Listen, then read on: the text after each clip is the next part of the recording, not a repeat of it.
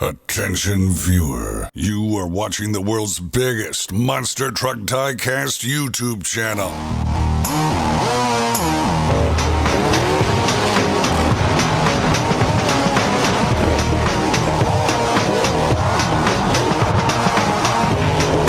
This is Monster Jam OCD. Well, hello Monster Jam fans, and welcome back to another Monster Jam OCD video. Today we are taking a look at quite an oddity, if I must say so myself. It's something that I usually don't collect in my personal collection, which are Mattel Monster Jam Hot Wheels prototypes. But this one is so unique in the sense that it was a canceled idea of one of my favorite concepts that they've done, that I couldn't resist buying one when the opportunity came up. And I want to thank my friend Helmy from Run Diecast on Instagram for letting me be the first person he announced these to, that he had these. Without him, this would definitely have not been possible.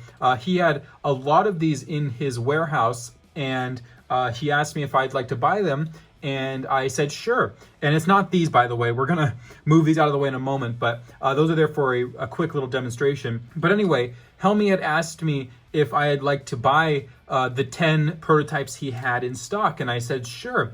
I contacted my other collector friends who I know collect prototypes and rare items, and they said yes as well. So through their help, we were able to make the $300 purchase for the 10 prototypes that Helmy had, $30 a piece, which is very, very generous. So thank you, Helmy, for that. So these prototypes, as you're about to see, were canceled ideas of the Holiday Hauler from 2011. And the reason I have my birthday trucks here, again, shout out to Tanny and Reed for these are really the only thing I have close to a prototype from Mattel. But I do not have any prototypes of any kind by Hot Wheels Monster Jam in my collection besides the one you're going to see today now. So up to this point, these were the closest thing I had to things beyond the publicly released items. So the 2 birthday trucks. Now I do have an official prototype in the collection of this specific truck. And if you guys don't know what this is the Holiday Hauler from 2011. They were actually part of the mystery series that Target did with Hot Wheels. And I'll put a picture on screen because I don't have the original packaging, but every single truck in this assortment came in a mystery box. There were 6 trucks, I believe. I'll put the card back as well so you can see those 6 trucks. The only exclusive truck from that series was Holiday Hauler, and it was the only time they ever did a mystery series for 1/64 scale. It's also the only time they did a Christmas base series, I believe, in stores besides the Snow Treads, but this was definitely a tailored towards Christmas truck. As you can see, on one side it says Mrs. Claus, on the other it says Mr. Claus, obviously Santa Claus. The one thing I don't like about this design, and I talked about it back in the day, is that they didn't put the Holiday Hauler logo anywhere on the truck itself, so people just call it the snow truck or the Christmas truck, but it is the Holiday Hauler. So this is the one that they released to the public. As you can see, it's got a brilliant emerald green paint scheme, red windshield, red roll cage, and this is now the prototype that was canceled because of packaging constraints. So basically these wouldn't fit inside those mystery boxes, let alone the regular packaging. And here it is, one of the 10 I purchased. You'll see all 10 in this video. One of the 10 I purchased right here. It is the Holiday Hauler with this Christmas tree edition. So there are a few main differences you might notice between the one I have here and the one I have in my hand. This one, actually, this is a big difference I just noticed, is that the Advanced Auto Parts logo, Monster Jam logo, is actually on here instead of the classic Monster Jam logo, so that might have been a contractual thing that they asked to be switched. Also, the Hot Wheels logo is the older Hot Wheels logo compared to this one. And the graphics quality on this one is clear graphics, so it's actually a water slide decal, so you can see how clear it is. These ones are the new DJI print that they do now, a little blurrier than the clear graphics. So you can see the difference in the, in the difference in the decals. Also, the snowflakes, if you notice, the snowflakes are different as well. I just noticed that as I compared them. So the snowflakes are bigger on the final one. And same on the side here, there's a little more snowflake resizing. So that's pretty cool. And you'll notice the candy canes, a lot of differences in the color because of the way the print process goes. This is a much cleaner print. You can see the detail inside the candy canes because of the graphics system they used. This kind of gets blended together because of the graphics, the difference in printing. So that's a little different, but the snowflake sizing has definitely been increased on this one compared to the older one. The headlights are the same, and this side I'm assuming is just, yeah, snowflake changes. Same with the tailgate as we saw. So there's the comparison to a regular one. The roll cage appears to be a little darker, not much different. The same chassis color, same rim color, same tire color. Obviously they weren't doing tire colors back in the day. But here is the actual prototype of the truck. This is one of the prototypes. You can see C stands for a year. Well, obviously it would be 2011, I believe, for this year, or 2010. If you're a Mattel collector and you know these things, please comment below what the C is. I believe this was 2010 because they usually produce a year before. But C13, that is the 13th week of that year. So that was produced in either 2010 or 2011 in the 13th week.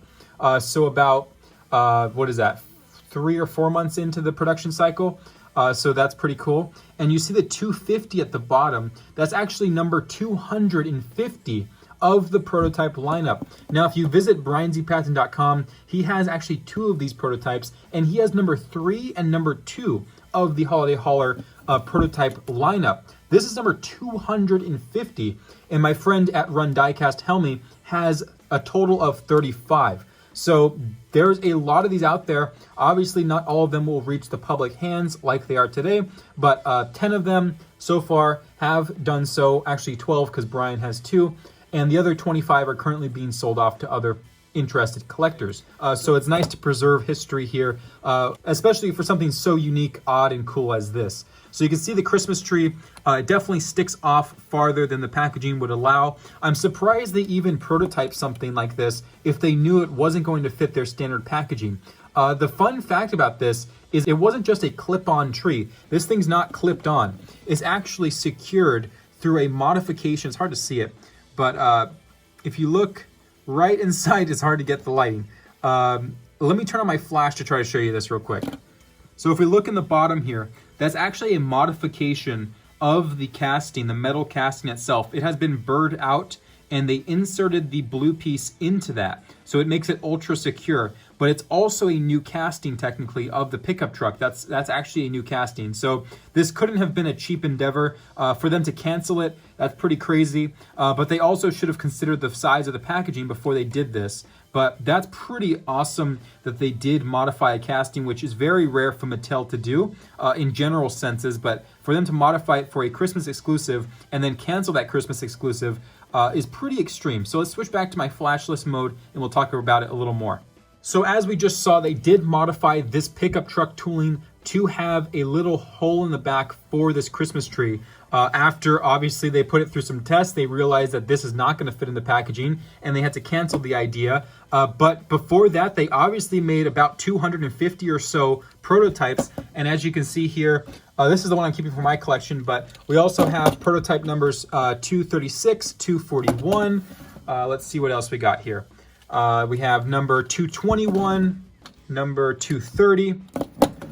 And these were all produced in the same week, by the way. Brian Z. Patton's number 3 and number 2 are all produced in C13. This is number 240.